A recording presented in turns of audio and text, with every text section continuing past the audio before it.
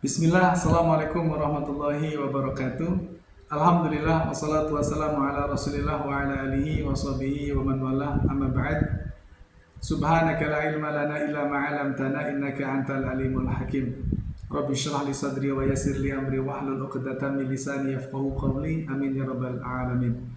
Ikhwan dan akhwat yang Allah rahmati, senang sekali Ustaz bisa membersamai kalian dalam pembelajaran diniyah. Dan pada kesempatan ini kita akan belajar tentang akidah. Marilah kita buka pembelajaran kita dengan berdoa. A'udzu billahi minasyaitonir rajim. Bismillahirrahmanirrahim. Allahumma inna nas'aluka ilman nafi'a wa rizqan thayyiba wa 'amalan mutaqabbala.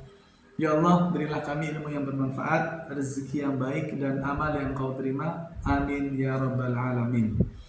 Ikhwan dan akhwat yang Allah rahmati, pada pertemuan sebelumnya kita telah membahas bahwa tujuan Allah menciptakan manusia adalah agar manusia beribadah kepada Allah Subhanahu wa taala.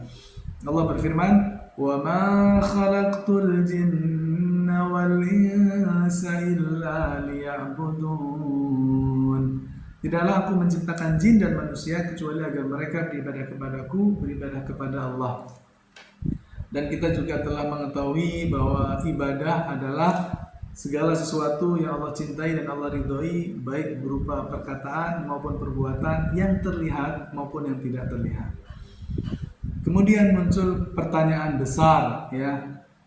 Allah menciptakan manusia untuk beribadah kepadanya. Lalu bagaimana cara beribadah? Kapan waktu beribadah? Berapa lama kita beribadah?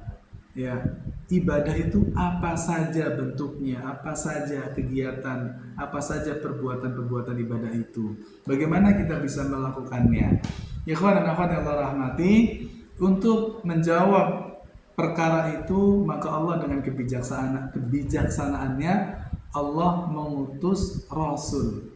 Allah mengutus utusan yang salah satu tugasnya adalah memberi contoh bagaimana cara beribadah sehingga kita bisa beribadah dengan baik dan benar. Ustaz, kenapa tidak Allah langsung yang memberi contoh? Subhanallah, Maha Suci Allah. Kita tidak, hal itu mustahil terjadi. Kenapa? Karena manusia tidak bisa, di dunia manusia tidak bisa melihat Allah. Di Al-Quran dijelaskan, suatu waktu Nabi Musa bertanya, apakah saya bisa melihatmu ya Allah? Ya, maka Allah menjawab, kamu tidak akan bisa melihatku. Ya, lihat saja gunung. Maka Allah melihatkan cahayanya kepada gunung, dan apa yang terjadi? Gunung itu hancur lebur karena takut dengan keagungan Allah Subhanahu wa taala.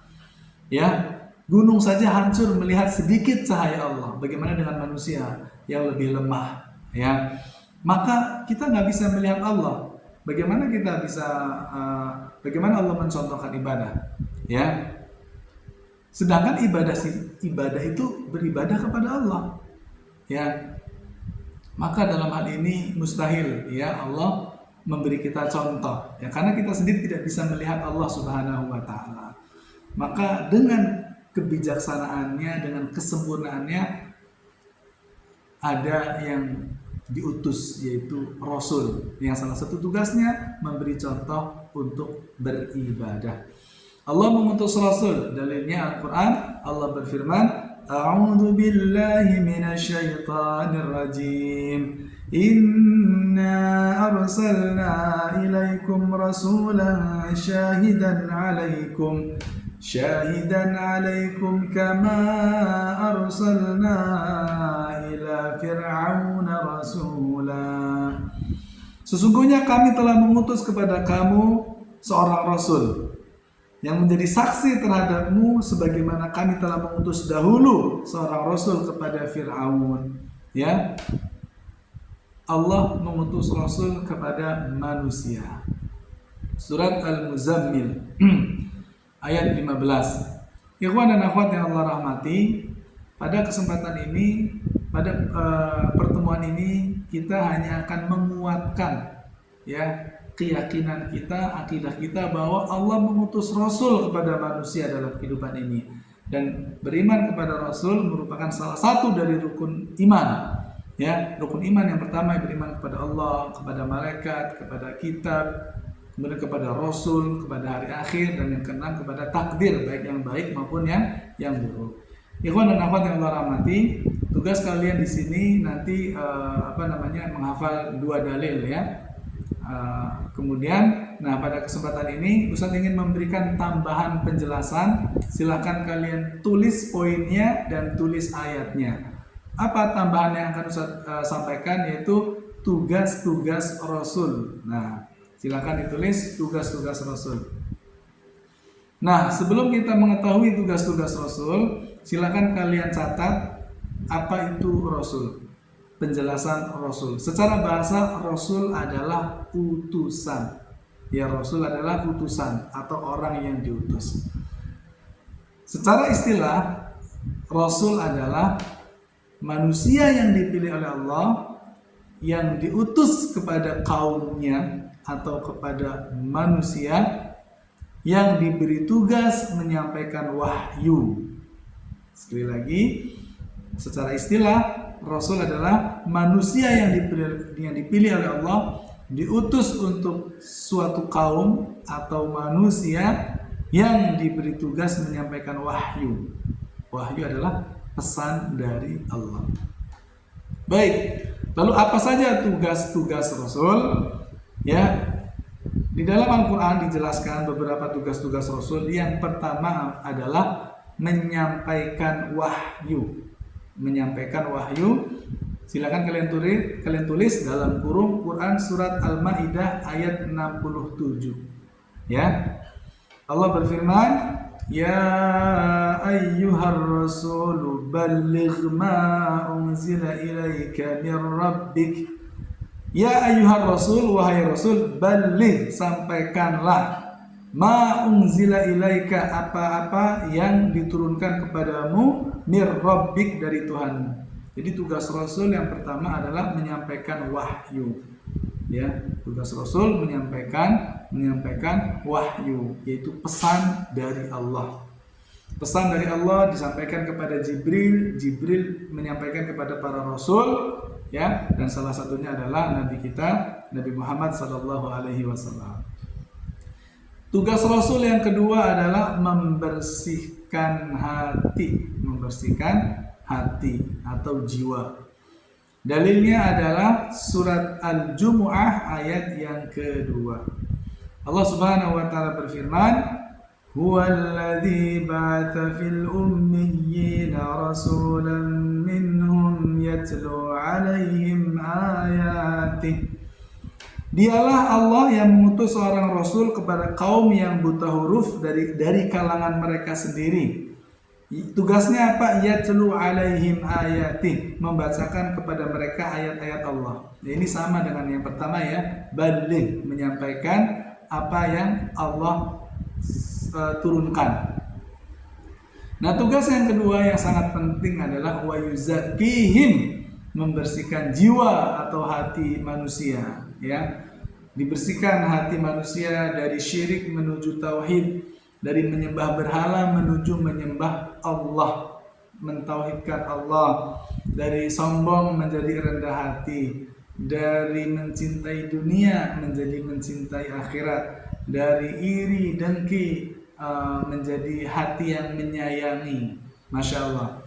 Tugas Rasul yang kedua adalah membersihkan jiwa hati manusia. Tugas Rasul yang ketiga adalah mengajarkan kitab dan hikmah. Ya, yang ketiga mengajarkan hikmah dan kitab. Mengajarkan Alkitab dan hikmah. Mohon maaf. Dalilnya sama ya, Al-Jumu'ah ayat yang kedua. Wa yu'allimuhumul kitaba wal hikmah. Ya, Rasul mengajarkan Alkitab dan hikmah. Itu tugas yang ketiga. Tugas yang keempat adalah menjadi teladan untuk diikuti. Menjadi teladan untuk diikuti.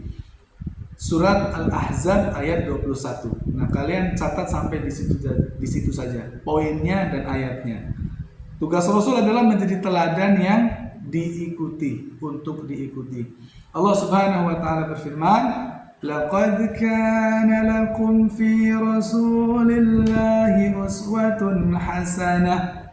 Sungguh telah ada pada diri Rasul teladan yang baik bagimu. Teladan yang baik yang harus kita ikuti.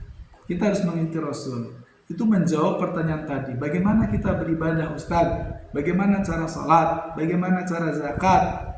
Ya, maka kita mencontoh Rasul. Kita meneladani Rasul. Jadi kita tahu ya, subuh 2 rakaat, zuhur 4 rakaat, asar 4 rakaat, maghrib 3 rakaat, isya 4 rakaat. Karena kita meneladani, mengikuti Rasul.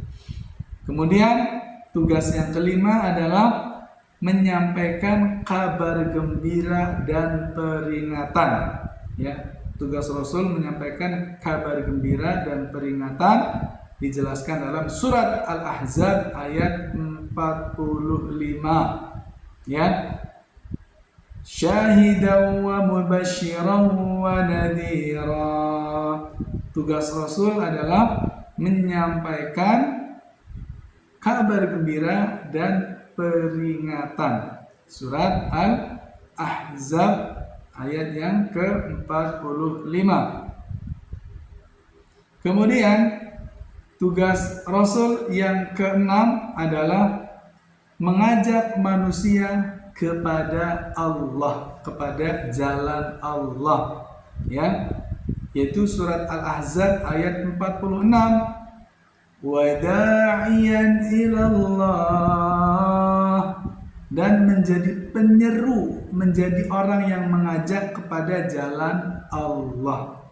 Jadi tugas Rasul yang keenam adalah menyeru manusia kepada jalan Allah. Kenapa harus jalan Allah? Karena keselamatan, kebahagiaan hanya akan kita raih dengan mengikuti jalan Allah. Tidak ada kebahagiaan, keselamatan dengan mengikuti hawa nafsu, dengan mengikuti bisikan setan. Tidak ada. Kita semua ingin selamat, kita ingin bahagia, dan untuk meraihnya adalah dengan mengikuti jalan Allah. Makanya Rasul bertugas ya mengajak manusia untuk ke jalan Allah, menempuh jalan Allah. Wada'iyan ilallah, menyeru manusia ke jalan Allah. Kemudian yang ketujuh adalah menghukum manusia dengan adil.